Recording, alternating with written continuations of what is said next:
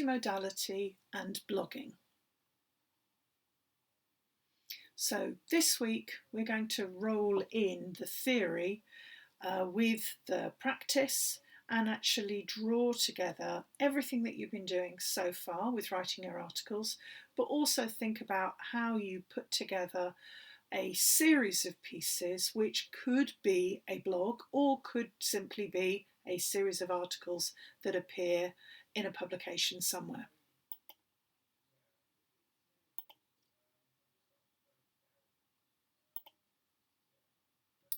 So the first thing that we're going to look at is this notion of multimodality. So it's very much an academic theory word, as it says there in the blurb, which I'm not going to read out, but it's from Jewett and from Kress.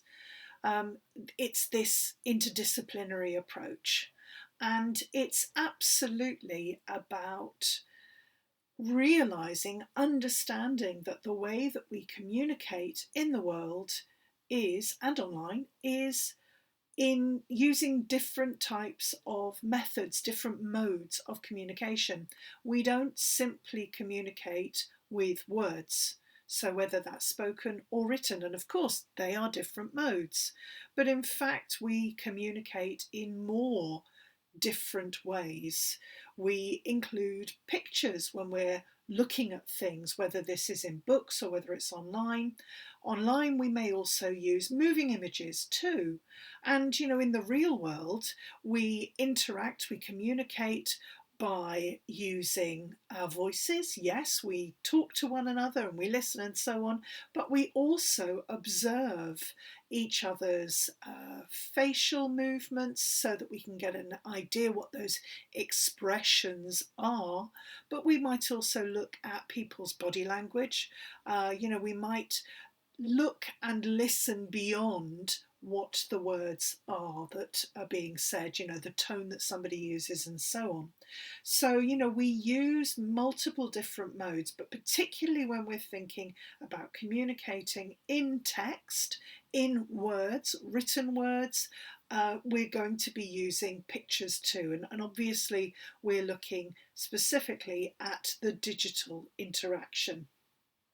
So you already do this all the time. You already understand the world through words and pictures. And essentially that's all multimodality is.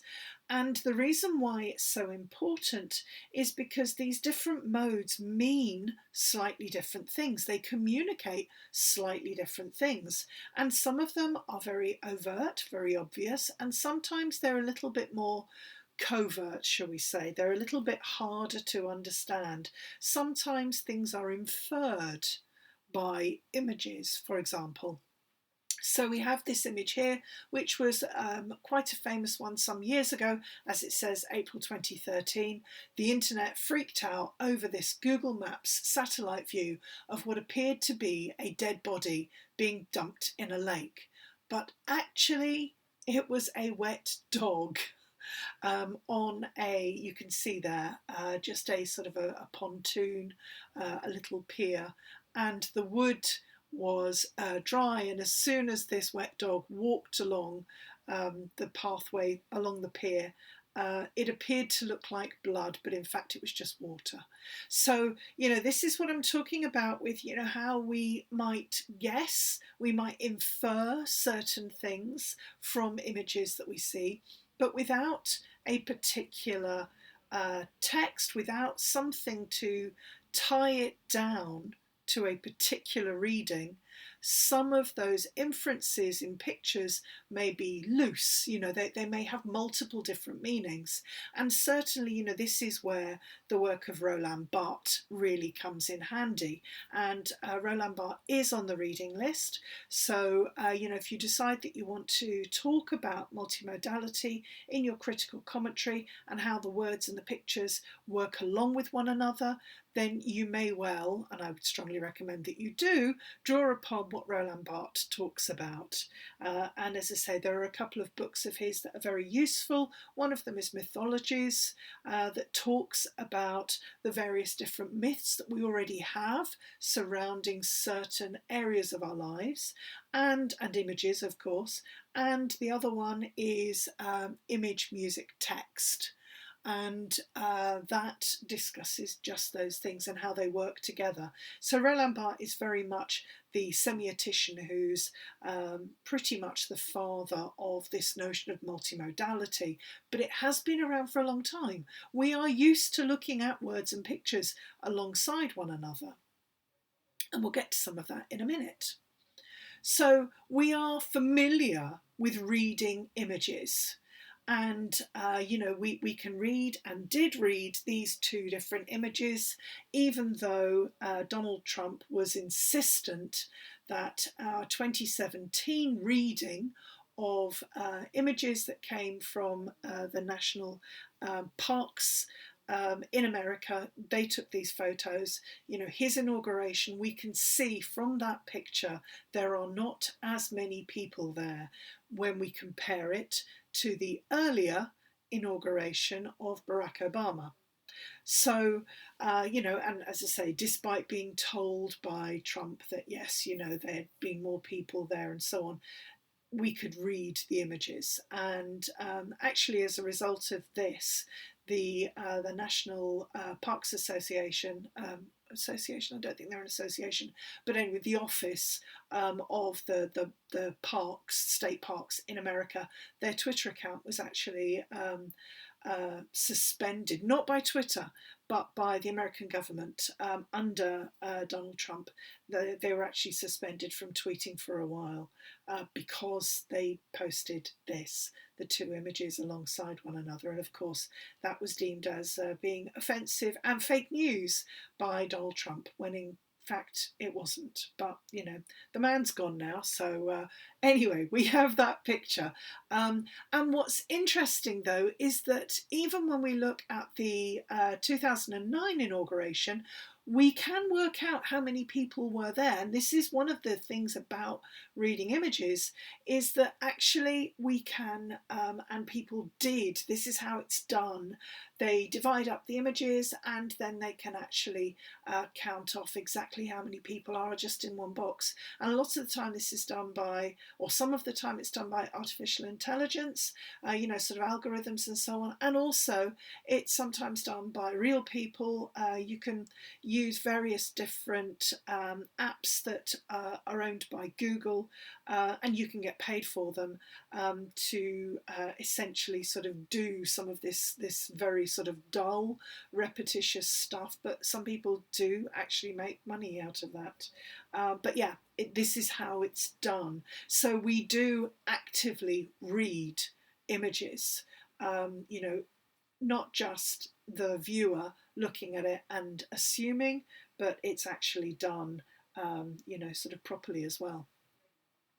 So this whole idea, though, of using multimodality to tell a story, to write an article, is not something particularly new. The digital revolution, as we have seen over the last few years, and certainly the last couple of weeks when we've been looking at it in this module, the digital revolution has made a massive, massive change to our lives. It has absolutely been a revolution. So some years ago, the publishers Penguin put together, and Penguin have quite often been at the forefront of digital publishing. One of the things that they did some years ago, I don't think this website and these pages still exist, but they actually got half a dozen well-known or reasonably well-known authors to create new ways of telling stories using online digital tools. One of them was this story by Charles Cumming. So it's a bit of a retake or retelling of the 39 Steps, which is, a very famous sort of 20th century, early 20th century novel. And this is being told instead as the 21 Steps. And The way that it works, as you can probably see, is by using Google Maps. Excuse me. So it's possible for anybody to do this. You can create your own overlays and you can then save them. And here, what's going on is that central London is being used for the starting point, and you can drop these push pins in, and you can have multiple pages on it, as you can see there. So, and then you can see at the side there are more chapters. So it's not actually a particularly long story. It's not, you know, lots and lots of chapters. I mean, the chapters are very, very brief.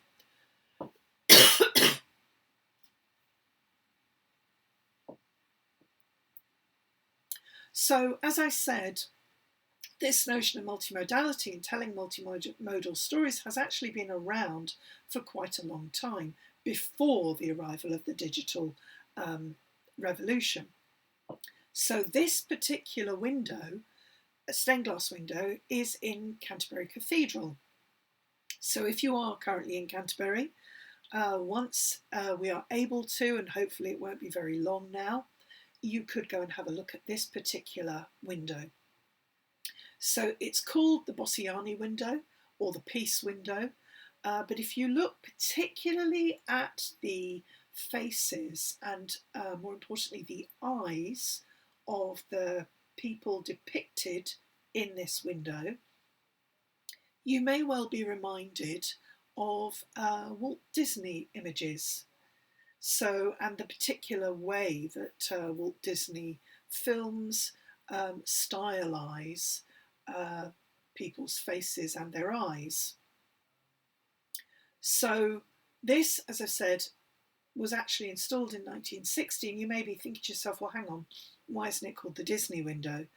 And the reason is that the person who created this window, Bosciani, was, I think he was Hungarian, and he worked with Walt Disney in the very, very early days of Disney sort of establishing himself as a cartoonist and filmmaker.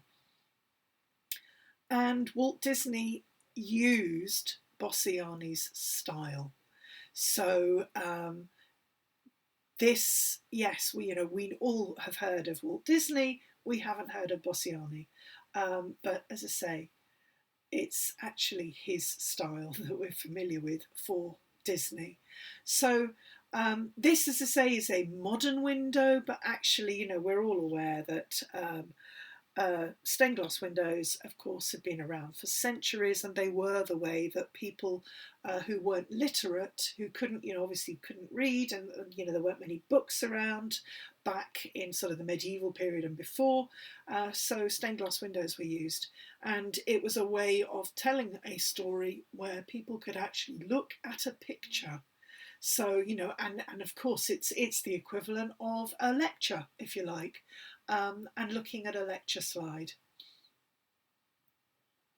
So now thinking about this notion of blogging, so last week on Moodle I posted a folder full of tools that would help you to set up a blog and to actually think about, how you could do that, because although you may be, and so far you have been, sort of writing individual articles for our Writing in the Media publication on Medium, you may also want to have your own personal blog that actually shares some of your writing portfolio, but particularly those of you who are thinking about one specific area of the media, or you have a specific interest that you would like to create a professional looking blog all centered around that idea. So whether that's sport or cooking or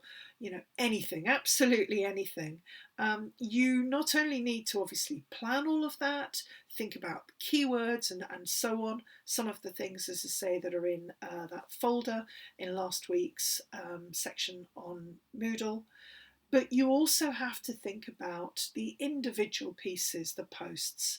So this particular post or picture, you can see comes from Blogger. So that's one of the platforms for blogging, and it's quite an old platform for blogging now, not terribly widely used. And I would absolutely recommend that if you were to set up your own website, your own blog, and essentially they are the same thing these days, that WordPress is the place to go. And again, there is an entire folder all about that on Moodle, so do have a look in there, and it takes you through how to either set up a basic free WordPress account, or how to set up a paid for, so you have your own domain name and so on. So this one is a free one, as I say, from Blogger. You can see it's 11 years old and it is not multimodal at all. It is simply pictures. And no, they're not pictures, they're text. Oh, that's text. It's just words, nothing else. And the reason why I said pictures is because pictures is written up there, and it's a link to a website, and it's, as it says, unfortunately, the upload time is slow, but there is a picture website, but why aren't they embedded here? And we could say, of course, well, it was 2010, maybe their Wi-Fi wasn't as fast, and so on and so forth. It could be all of those things, but the fact is that that's not the way that we expect nowadays to come across an article or a web page. We don't expect to see just a wall of text. So we need to include pictures, whether they are still images or whether they are video clips. We need to have them in there. That's what we as readers expect, but that's also what, as writers, we should be aiming to achieve. Something very multimodal that looks professional and slick. So content absolutely is the important thing here, and that content is multimodal. It is not just the words, it is also the images, moving or still, or audio, but content is where it's at. So this is very much to do with sort of blogging. Some of this we've already looked at, and as I think I might have mentioned last week, this is very much this idea of a spiral curriculum. We will keep on coming back to things that we've already looked at, but we'll sort of add to them and expand upon them, so things shouldn't come as a total surprise to you. So this phrase SEO stands for search engine optimization, and as I say, we've looked a little bit at it before. We've already looked at this notion of keywords, and we looked at Google AdWords and how you can actually work out which particular words or related terms people are searching for, and you can then make sure that you have that used in your headline, your title, your lead, and that will hopefully push your article, your posts further up the Google rankings, or whoever's rankings. It could be Bing's, but nobody uses Bing. So yeah, it's this search engine optimization. How can you make your piece, your page, absolutely perfect for a search engine? How can you make it easy for them to find and therefore easy for them to rank? So one of the things that we have been touching on all the way through this module is thinking about who your audience is. Now, this is all tied in to search engine optimization. It's also tied in to multimodality. What does your audience expect? Who are they? And if you're thinking, well, I just want everybody to read this, unless you're a government, and even then, it's unlikely that everybody in the world will want to read what you've written or will have the opportunity to, so trying to reach everybody, it means that actually the reverse ends up happening. You'll reach nobody. So instead of aiming for everyone, what you need to do is to narrow down and to focus on a particular audience. Who are these people? And even if you're thinking to yourself, but that might only give me 10 people, the chances are actually it won't. But as soon as you start to move away from the generic, so trying to reach everyone, and you start to focus on the specific, the particular, you narrow it down, actually what happens is that you end up gaining an audience. You're aiming at a particular group of people, and if you do it well, if you do it right, you will get those people. And the knock-on effect is that they will perhaps share, and that audience grows. So you need to start asking questions about your audience. And don't forget, your audience may change, may shift from article to article. So it's absolutely thinking about, what do they want? What do they already read? Where are they? How old are they? What gender are they? What are they interested in? All of those different things, those questions. Now, where do you ask those questions? Well, the simple answer is, as always, Google. Just Google it. And what will happen is that you will be then led to various different places, like the National the National Readership website, which sort of gives you all of the facts and the details. But if you put in things like National Readership Survey, that's what it's called. If you put into Google something like who reads the Sun newspaper, and those of you that took language in the media last year will have already have done this, but you'll be able to go and find out what the statistics are behind the readership of various different newspapers. You can also do the same for the readership of different magazines. So if you're aiming for a particular magazine, online or hard copy print, go and find out who their readership are. And as soon as you start to sort of to work out, okay, so my my target audience is maybe young men between the ages of 15 and 35. Or maybe less than that, because as soon as you go sort of into the 30s, and you're also hitting young parents, even though young parents are sometimes younger than that, but maybe you're looking at 15 to 25. So essentially, so young men ages 15 to 25, what is it do they want?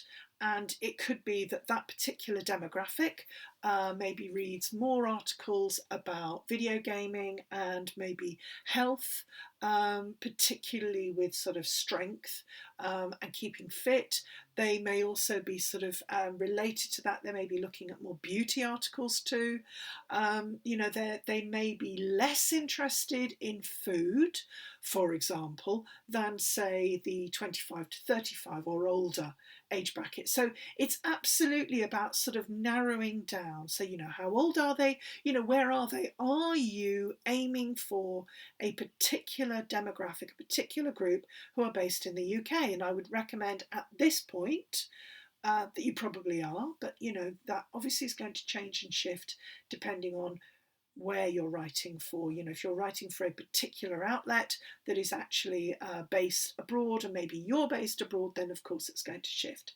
So think about the sorts of things that those people do. What are they interested in? So again, if it's the 15 to 25 age bracket, it may well be that particular age bracket, regardless of gender, are actually interested in things like education and jobs, for example. So, writing an article aimed at that particular age group is going to be very different if, for example, it's about education, compared to, say, the 35 to 60 age bracket, which is very wide, but or maybe say 35 to 45, and writing for them about jobs, or maybe the older age bracket and actually maybe about education and returning to education as mature students, or jobs for people who are approaching or have reached retirement age. These are very, very different types of articles.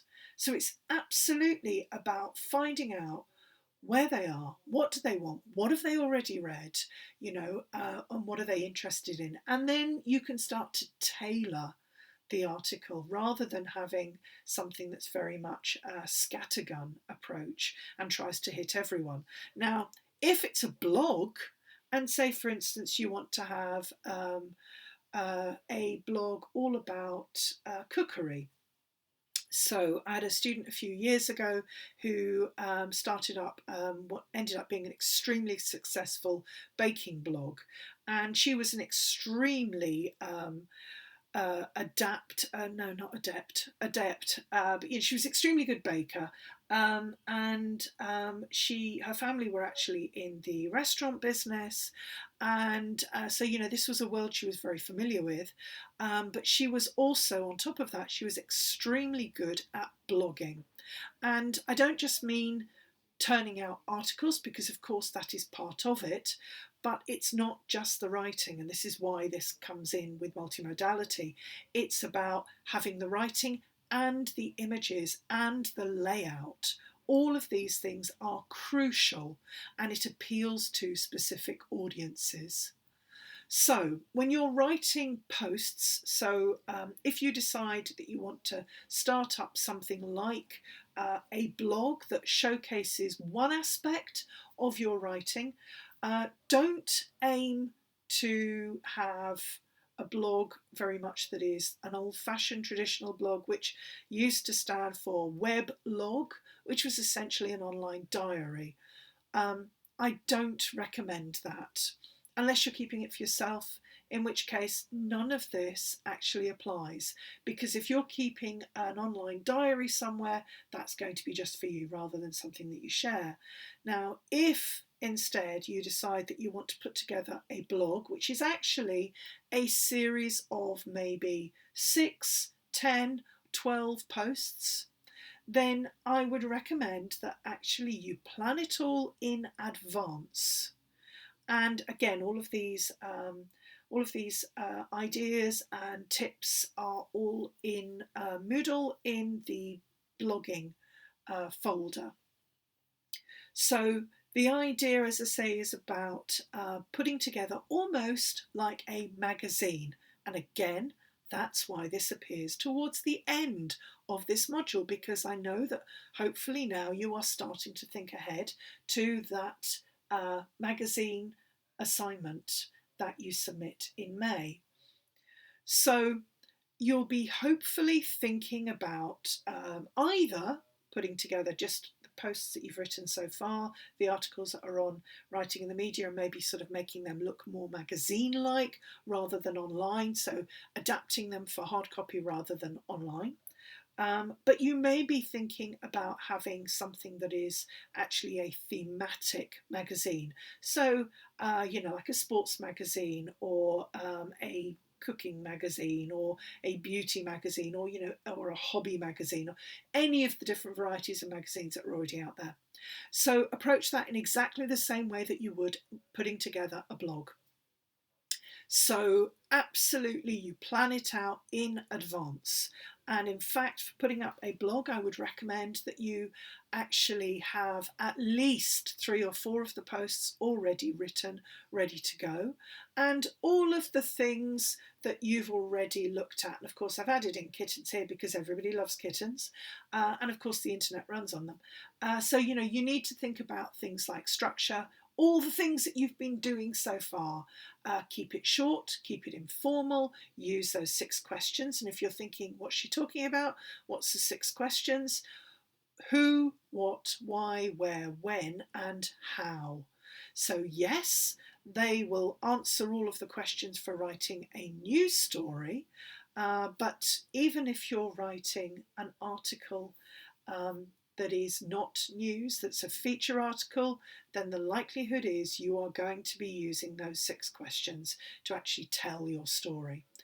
Definitely use headings, subheadings, bullet points, anything to break up the text and give the reader some white space, because that rests the eyes, and also it makes it much better to look at and easier to navigate. Definitely investigate the keywords and which ones you're going to use. and put them into your title. Always give your reader something to go away with. So, that last line. Every single piece needs to do that. So here are some of the general best practices for making content search engine friendly. And in fact, the next slide is going to give you a link to somebody who does this extremely well, far better than I could ever. So essentially, these are the things that you need to be thinking about.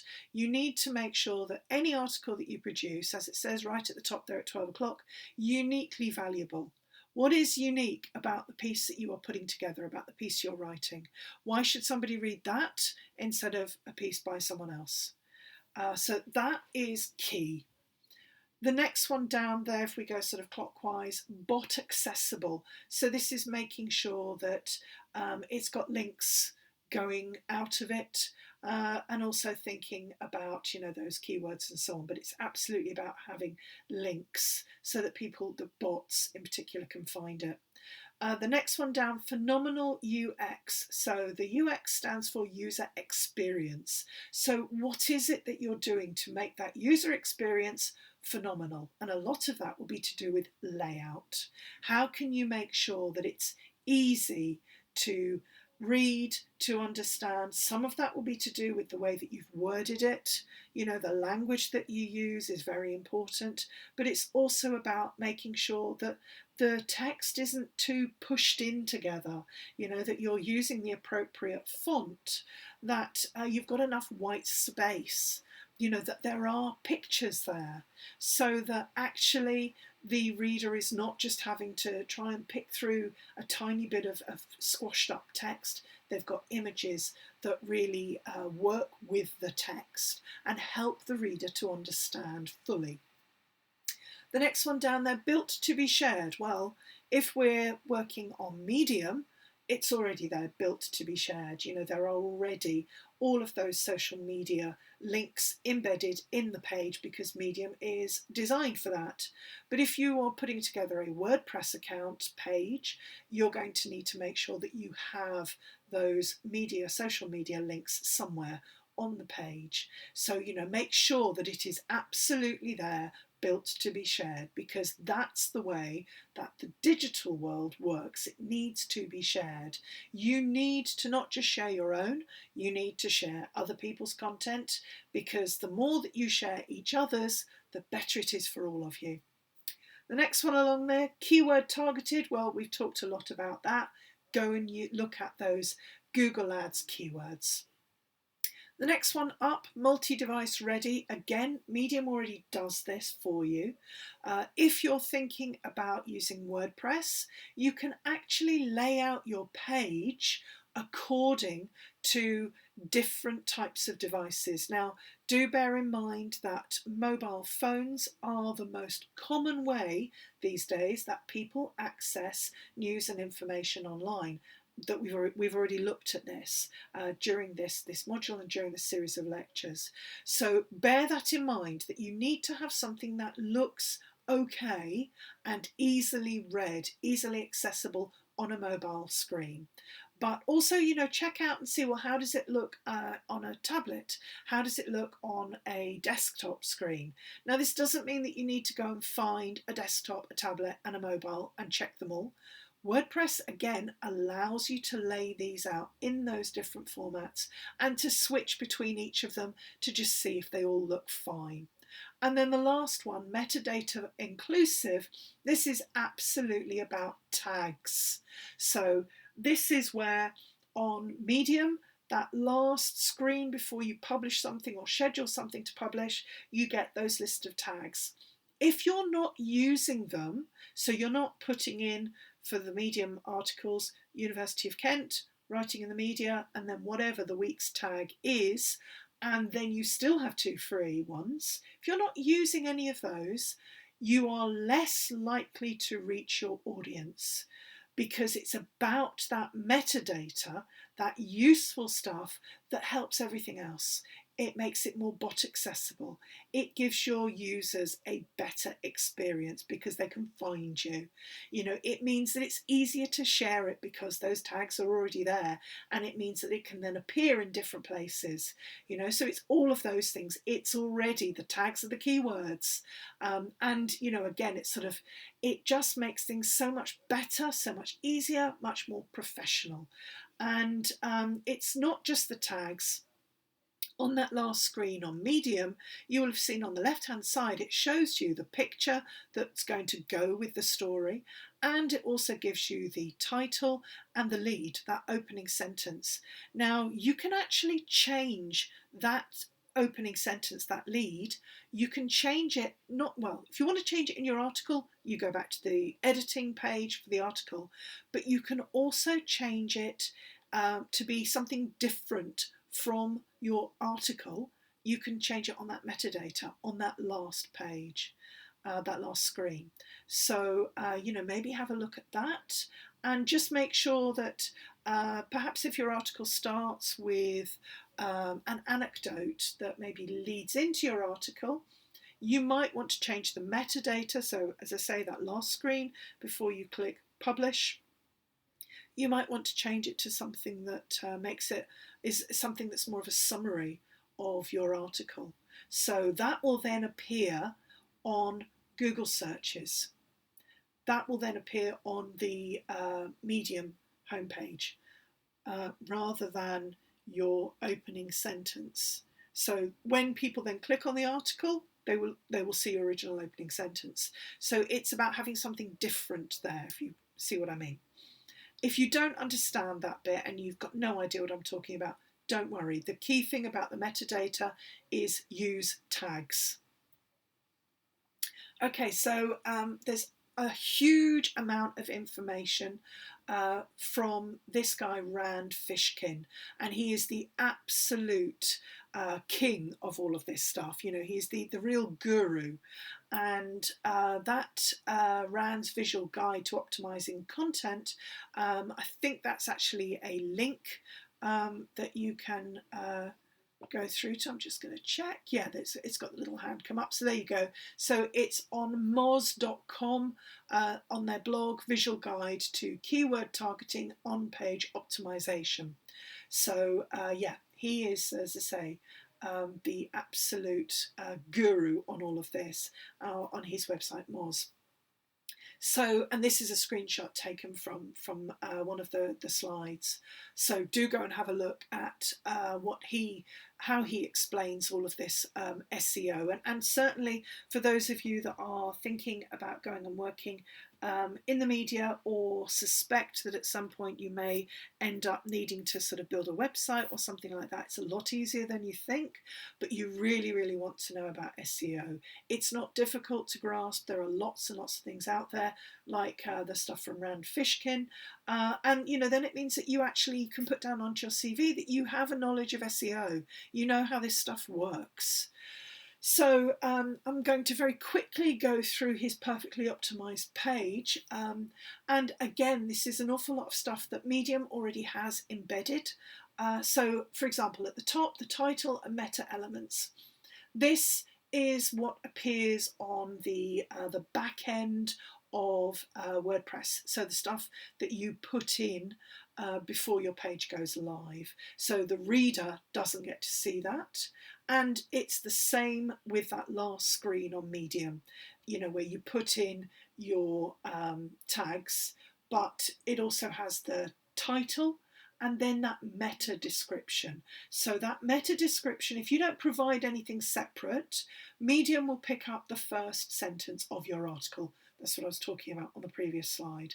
But you can actually change it. So you can see here the meta description for this particular page. So this is the back end. This is behind the scenes on WordPress. The meta description is learn the 3 secrets to Mary's award-winning chocolate donuts, get times and locations for availability, and learn how to make your own donuts at home. So it sums up. That's what the web page is about. Now that is what gets picked up by Google. And then when you go and search for a page that you want to learn how to make chocolate donuts, or you want to know something about Mary's Bakery, when it comes up on Google with chocolate donuts from Mary's Bakery, which is the title, the meta description will appear. That's the bit that'll come underneath.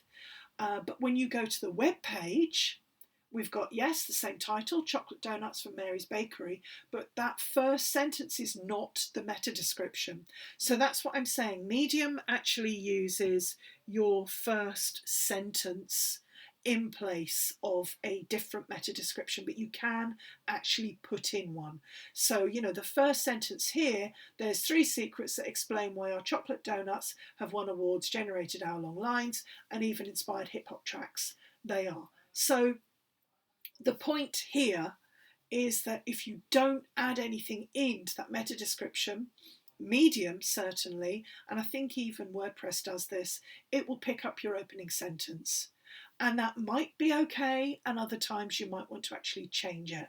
And this also goes through, you can see the things that I mentioned on the previous page, it actually goes into them in more detail.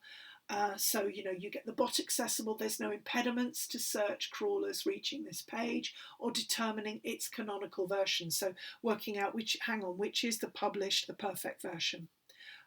Built to be shared, so the like, the tweets and so on.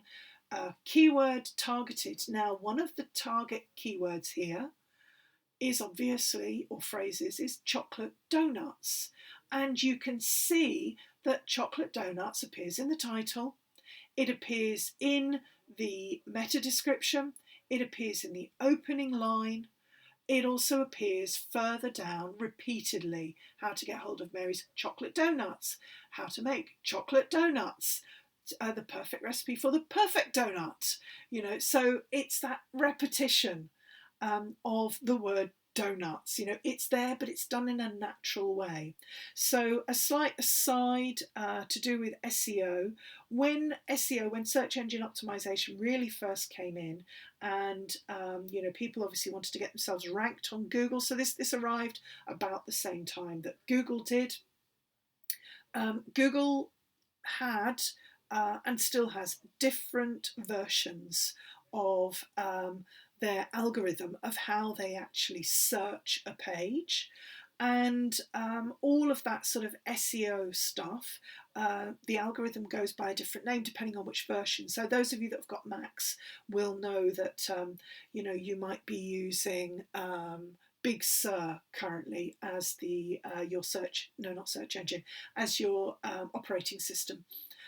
Rather than Windows Vista or Windows 3.0 or whatever, the Mac has actual names for them.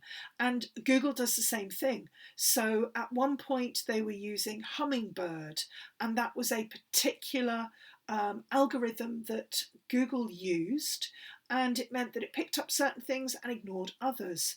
And they have sort of they're all named after animals, I think, and I'm not sure which one they're currently using now, but it's essentially the latest version.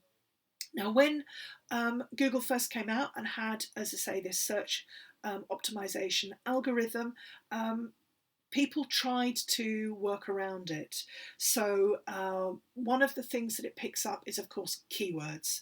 And obviously, the more times that appears on a page, the better, in theory. So at the very beginning, some people tried, and in fact some big car manufacturers and car dealerships tried to get round this.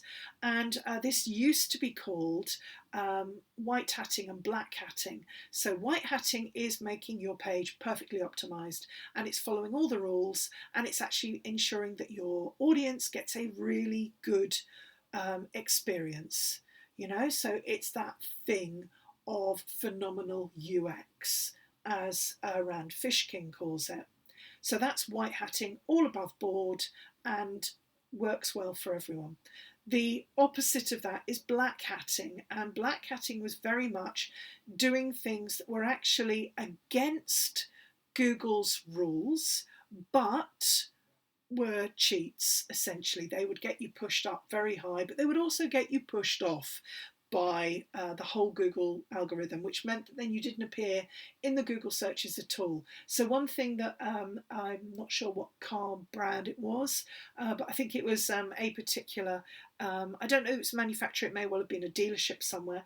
They decided that in order to make sure that their particular website got all the hits for a particular brand of car, their page appeared to be white with sort of text, black text, I think, overlaid and an image and so on. But actually, on the background image, that apparent white page was actually white text and a white page, so you couldn't see any of the text, but it repeated over and over and over again the brand of the car. And the dealership name, I think. So Google realised this and they got booted off Google. Now that sort of booting off doesn't tend to happen often, and it also isn't generally permanent, providing they take the page down and they actually then make it acceptable. It will then get picked up. So, but you can get blacklisted by Google, and it's by breaking those rules. Now, the way to actually get yourself listed on Google is to follow these types of rules. So yes, try and make sure that your keyword is targeted and mentioned as many times as naturally possible on the page. So don't just keep on saying, donut, donut, donut, donut, instead, which is what they could have done, but that will get them booted off. Instead, it's repeated, but it actually doesn't feel unnatural. It feels as though, yes, we're being reminded, but it gives us a good experience. So it's tied in to that one that's on there, that's opposite keyword targeted, phenomenal UX. And as it says there, clear layout, solid visuals, and beautiful, simple design make the page easy to use and enjoy. So that's multimodality. Clear layout, solid visuals, beautiful, simple design that make the page easy to use and enjoy. So multimodality is not just words and pictures, but it's actually how you combine them together. How do you make this a good, positive experience for your audience to want to come back and read more things? Now, you may be thinking to yourself, but hang on a minute, I'm doing a linguistics degree, not a design layout degree.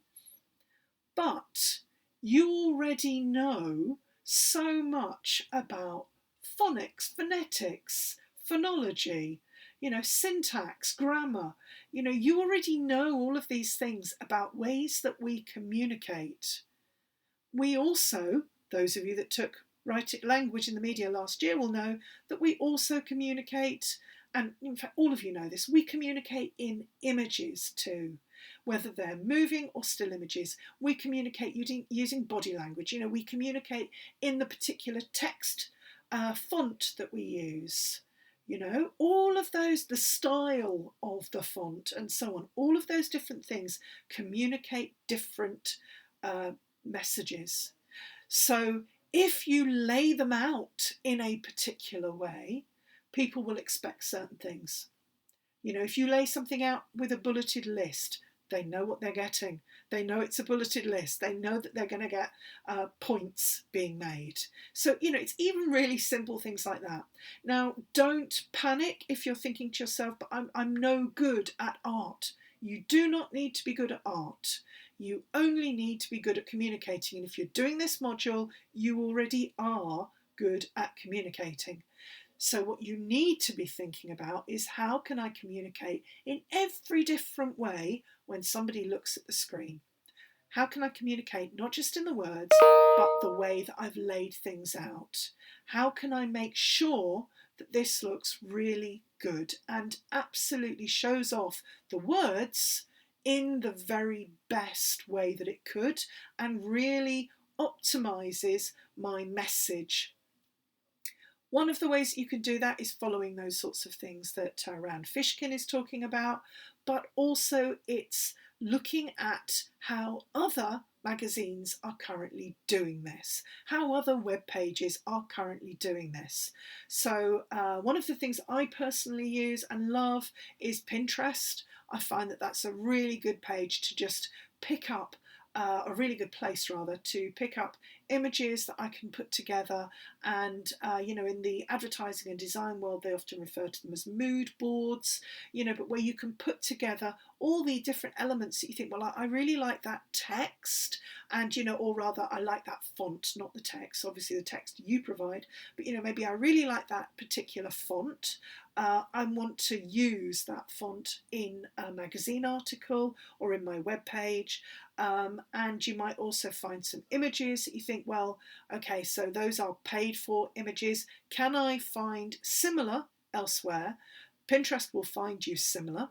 But also you may be able to make some of those images yourself. The sorts of things that I talked about very much back at the beginning of the term. How absolutely go and have a look at places like Shutterstock, look at those commercial images, and then work out, particularly photographs, can I find something very similar on Unsplash or any of the other free ones? But also, can I make that myself? Can I take a photograph that's very much like that?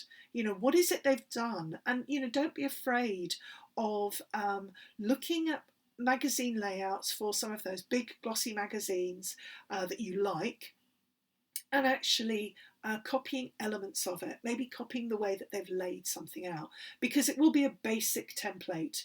And obviously, as soon as you put in your content, your images, your particular font, and obviously your text, it's going to change. So, it's not like sort of plagiarism. It's absolutely looking at what is the current industry standard. What is it that the industry does? What are the current trends in layout? And layout design and all of this is all about communication. So, final hints and tips. When you're writing a blog, but not even just a blog, when you are writing for Medium or anywhere else, write short.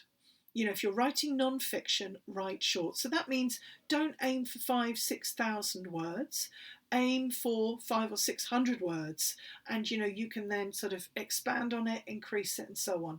And the same is true for a blog. People want something short. Medium recommends between 6,000 and 7,000 words, and that's translates into about an A4 page in a magazine with a picture, with a main image, and maybe with an advertising banner at top and or bottom. So that will then give you 3 columns, A4 page of 600-700 words. So aim to write something fairly short. Really key here is write often. If you're not currently keeping daily pages or morning pages, or just writing every day, I would really recommend that you do it, because if you're serious about writing and you want to be a writer, then the hint is absolutely in the name. Writers write, so write often. Write from you. So this is about that informal voice. It's not writing an essay.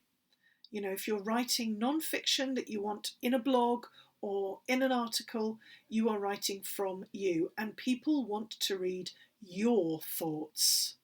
And there is hopefully something particular about the way that you write, the topics that you're interested in, and how you put all of that together. And that's how you build a readership, because people want to read what you have written. So don't be afraid to use I and to make it quite personal. Definitely keep notes about future posts, things that you could write articles about, and hopefully, as we've been doing each of the weekly writing tasks in seminars, if you have been sort of coming up with 3 ideas and then selecting one and then developing 3 ideas from that and so on, hopefully you've got all of those notes still, and you can look back and think, oh, actually that's quite a good idea, I'd like to do that sometime. Keep all of those notes. But also, if you come across You read about something, you see a tweet about something, you read an article about something. It's all about those generating ideas. Keep notes on them.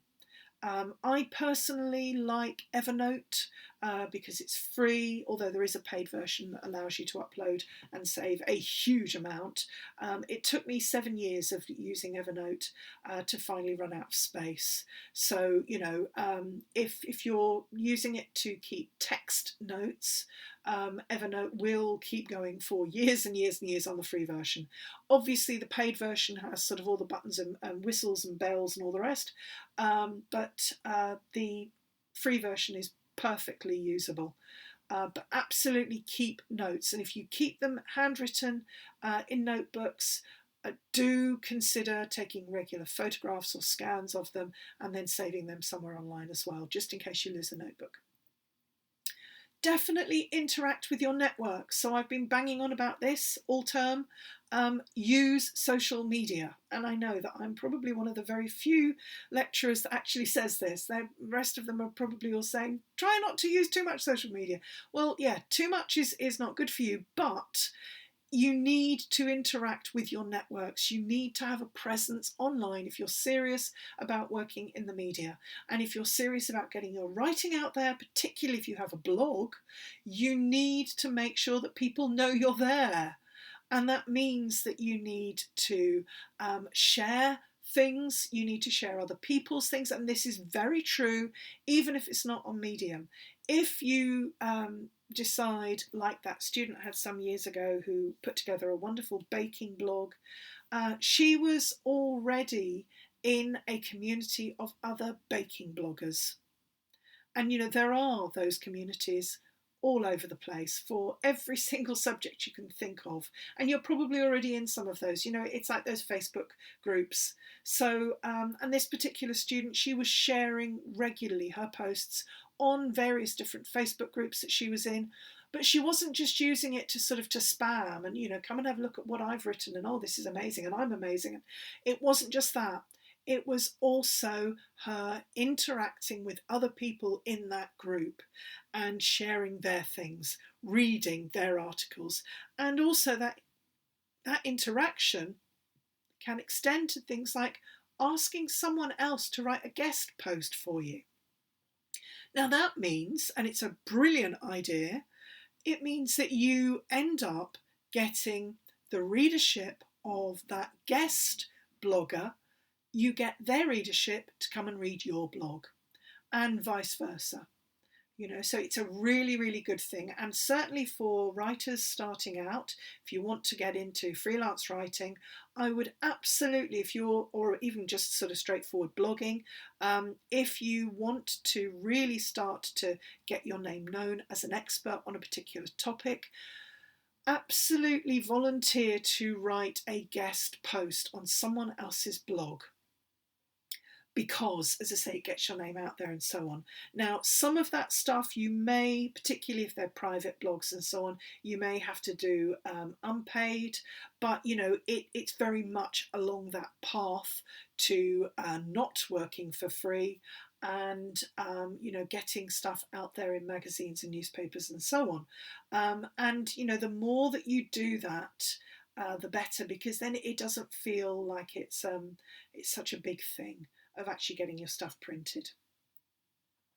Okay, so as I've already mentioned, plan out your blog in advance. This is not just about an individual post. This is about deciding, I'm going to write 12 posts and that's going to be the end of the blog. Or I'm going to write 20 posts and that's going to be the end of it. It's about putting together a complete package. It's going to, I'm going to open up this WordPress account for this particular project. So that's the thing to think about. This is a project and it's going to have 12, 15, however many posts. The posts will come out once every week maybe, or once every 3 days, and it's going to cover these different topics. It's going to be targeted at this particular audience, and I'm going to have a guest post from this person that will happen in week 3, and so on. It's about being very, very professional about it, and it's about basic project management. How can I organise this project so that it actually completes and it looks professional and it works? Now, those of you who are currently writing your final year dissertations, you've already been doing project management because you've been working on your dissertation, for getting on for a year, and you've been thinking about different elements and how they all work in together. And whether it's doing a piece of research, doing the literary review, the literature review, all of those different elements, and then how all of that comes together. This is very, very similar.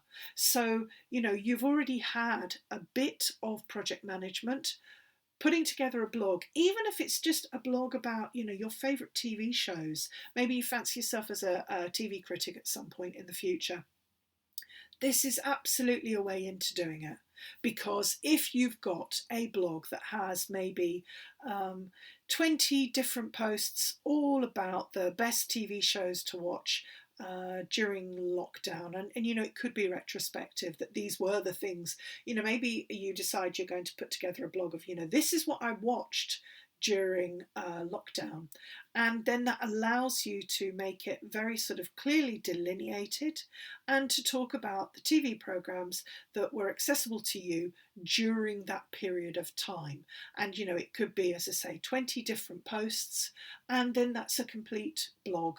And it's like a magazine. In fact, you could even turn it into, if you used Canva to have each of the pages laid out like a magazine, you could then upload it to somewhere like issue.com as a complete magazine, like a book. Essentially, that's the sort of thing that a blog, a book, a magazine, they're all pretty much the same thing when we think about them digitally.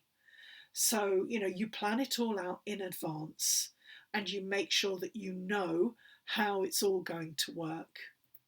But you also need in social media to be following those people that what you want to follow you. So follow your audience, because you will then start to pick up even more who follow you back, and so on.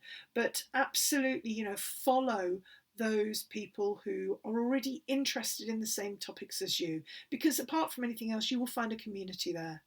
And then that means that community, the more you interact with them, the better you get to know one another, the more likely that they are going to go and read your posts, they're going to read your issue magazine, they're going to go and read your Medium publication, or look at your Medium profile, and so on. So, it's absolutely about that networking and getting them to do the sort of the advertising for you. Okay, so, and then of course the key thing always, remember TLDR. And for those of you not aware of that particular internet phrase, it means too long, didn't read. Don't write something that's 2,000-3,000 words unless you're going for long form and you know what you're doing, and you've got a piece that hangs together well. Aim for something shorter, because most non-fiction magazine type articles, feature articles is what I'm talking about here, whether they appear in a newspaper, a magazine, or on a website, they all tend to hit the sort of 700 word mark with about 100 words either side. Most pieces you'll find that are feature articles will be anything from 600 to 800 words. Aim for that. And particularly if you're writing sort of like blog posts, absolutely aim for that, or even shorter.